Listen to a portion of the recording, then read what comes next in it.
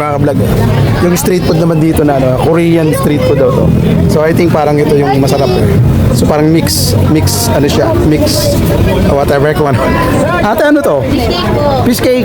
Yes po. Ano ba magkakasama na to? Limani crab Oh, parang ano eh, Korean. Ang alam ko lang, kapitbahay ko mga Korean eh. Pero street food nila, sige, fish cake daw, tapos ito, parang ano lang, sige, gano'n natin. Yan ang ating titikman mga ka-vlog, fish cake na may Korean street food. Street food tayo mga ka-vlog ha, ito. Ayan, Korean street food daw to kay ate. So may mga corn dog, fish cake, ayan. O best seller, ganito ha. Ayan, tikman ko to lahat ha. Ang ganito, tingnan. Ito yung kompleto. Kompleto.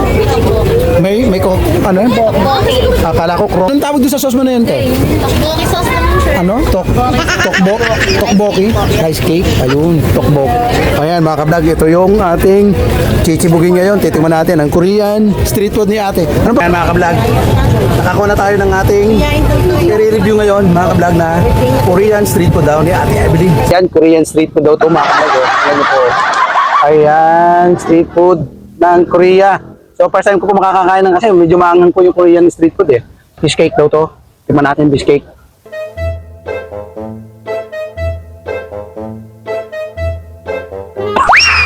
Medyo maanghang.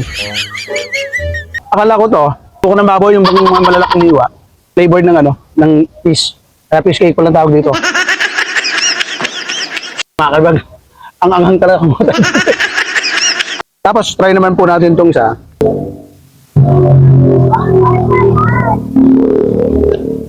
Sarap din. Medyo sticky na konti. But, ano to, ang kaibahan lang niya, para ng lasang ano, ganyan yung kikiam. Mas maano lang yung kikiam, yung parang lasa ng kikiam, mas ma-intense na. Pero to, kahawig niya. Ito, tawag natin yung sa sauce. Ayan ang sauce niyo. Ayan po, sauce niyo. Sarap din. Manghang lang. Parang bulate. O, tingnan nyo. Ayan o.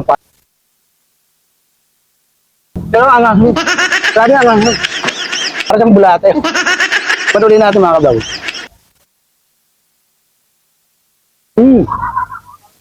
Sabi ang anghang. Putok na yung muto ko.